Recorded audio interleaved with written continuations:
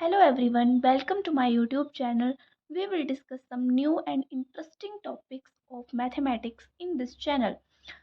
Today we will start with transportation problem.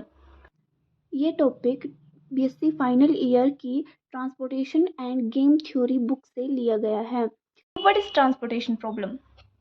Transportation problem is the problem related with transport the things to the destination from the sources in such a way that the cost will be minimum and profit will be maximum. Cost will be minimum, जो cost होगी वो minimum होनी चाहिए और जो profit है वो maximum होना चाहिए. जैसे कि हमें suppose करना है, let we have m sources and n destinations.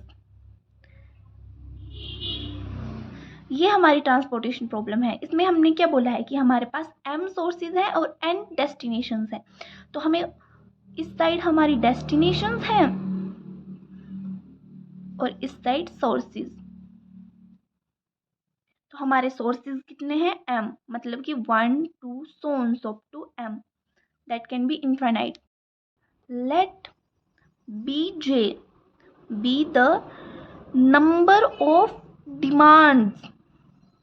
बीजे हमारी क्या है? Number of demand units required at destination.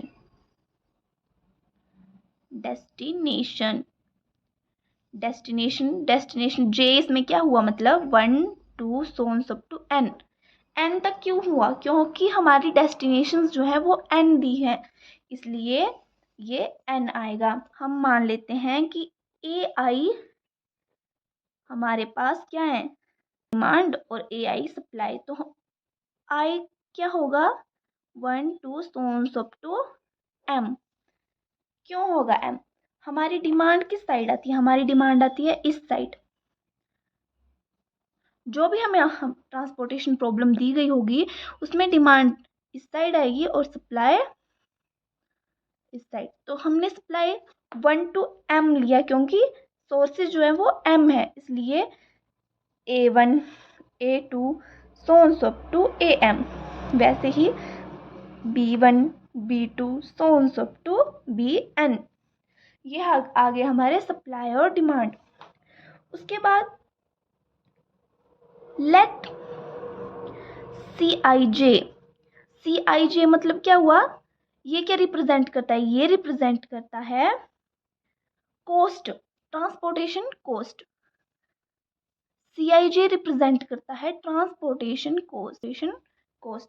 मतलब कि जो भी हमें ट्रांसपोर्टेशन प्रॉब्लम में कोस्ट दी गई होगी, जैसे कि C11 CIJ मतलब कि कौन सा कॉलम है और कौन सी रो है, कौन सी डेस्टिनेशन है और कौन सा सोर्स है. तो C11 C12 so on so to C1n. वैसे ही C21 C22 so on so to C2n. वैसे यहाँ पर हम क्या लेंगे? CM1 CM2 so on so to CMn.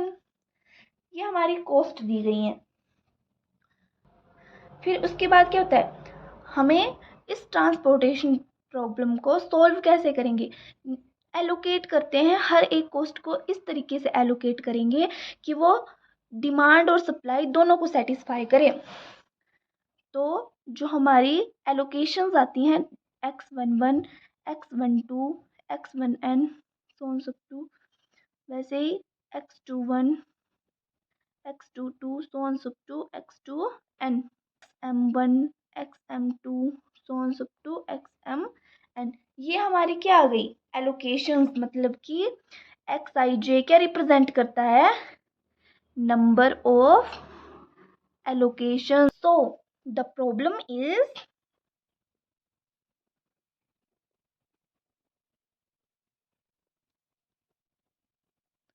Problem क्या बन गई? मिनिमाइज. मतलब क्या हुआ? मिनिमाइज. हमें जो कॉस्ट होती है वो हमें मिनिमम चाहिए होती है और प्रॉफिट मैक्सिमम. तो ये z जो है ये क्या चीज़ है? हमारी कॉस्ट दी है, minimise z. Is equal to क्या बनेगा, इसका फॉर्मूला है ये I is equal to 1 to m। क्या है हमारा I 1 to m, वो तो हमने सोर्सेज लिए थे। और J is equal to 1 to n मतलब डेस्टिनेशन, एंड CIJ मतलब कोस्ट, और XIJ में मतलब हमारी एलोकेशन। ऑलवेज रिमेंबर, कोई भी ट्रांसपोर्टेशन प्रॉब्लम सॉल्व करने के लिए number of demand, the sum of, मतलब जो ट्रांसपोर्टेशन प्रॉब्लम हमें दी होगी उसका जो डिमांड होगी, तो sum of demand and sum of supply should be equal, always equal. So मतलब क्या हुआ, जो सम ऑफ डिमांड होगा, जो भी हमारी डिमांड दी होगी, वो सम ऑफ सप्लाई के इक्वल होना चाहिए। अगर नहीं भी होगा तो भी हमें इक्वल करना पड़ेगा, तभी हम उस ट्रांसपोर्टेशन प्रॉब्लम को सॉल्व कर पाएंगे, वरना वो सॉल्व नहीं हो सकता है। वैसे ही ट्रांसपोर्टेशन प्रॉब्लम में एक डीजनरेसी और नॉन डीजनरेसी होती है। तो हमें कैसे पता चलेगा कि प्रॉब्लम डीजनरेट है या नॉन डीजनरेटेड है? तो उसके लिए जो हमारा नंबर ऑफ एलोकेशंस होंगे, एलोकेशंस मैंने बताया ना कैसे एलोकेशंस, जब आप क्वेश्चन सॉल्व करोगे तो अब आपको ज़्यादा पता लगेगा। Number of allocation not equal to m+n-1, इसको हम रिम रिक्वायरमेंट भी बोलते हैं। इसका मतलब क्या हुआ, m क्या है हमारे पास,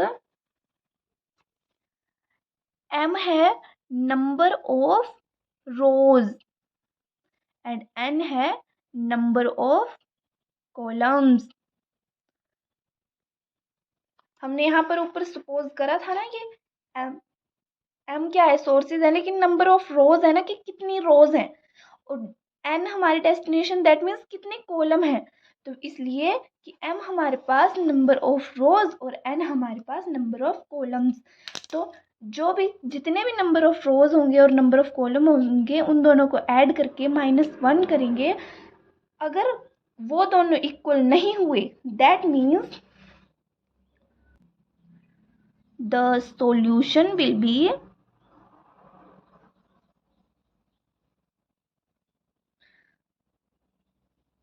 degenerate. And if number of allocations, अगर number of allocations equal to m+n-1 आ गई तो क्या होगा, अगर दोनों इक्वल आ गए तो सॉल्यूशन कैसा होगा, then solution will be non degenerated.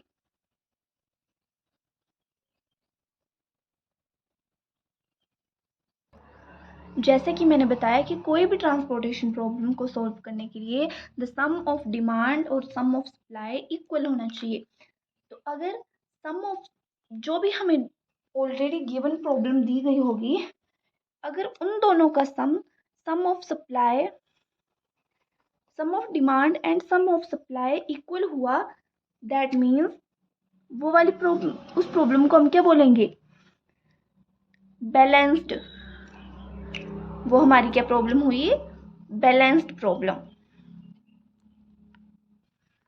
That means that is balanced transportation problem. This is short form. If sum of demand is not equal to sum of supply, that means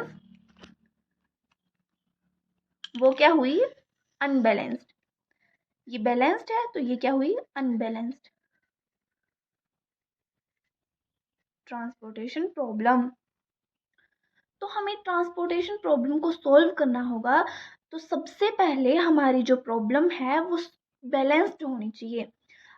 late, अगर problem unbalanced है तो हम उसे balance कैसे बनाएंगे, उसे balance बनाने के लिए अगर इफ डिमांड, अगर जो डिमांड दी है वो सप्लाई से कम है, मतलब कि supply, sum of supply greater than sum of demand, तो हम क्या करेंगे, तो हम देन वी ऐड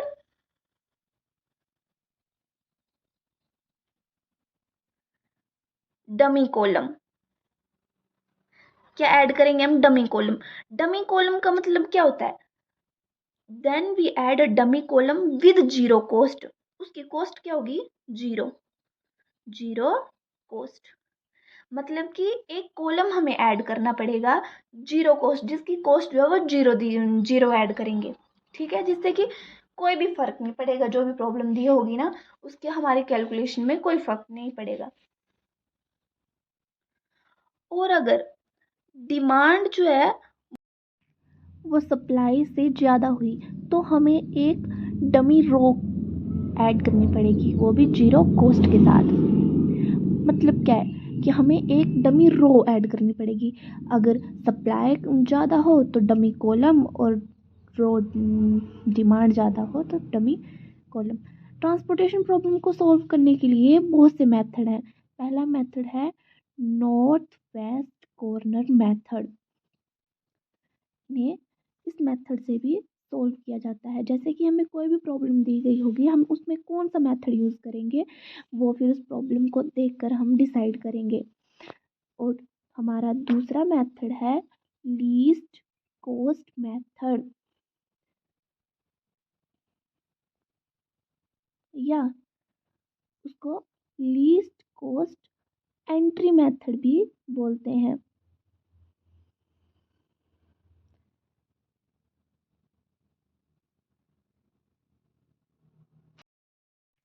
जिसे शॉर्ट फॉर्म में LCEM या LCM भी लिखा जाता है।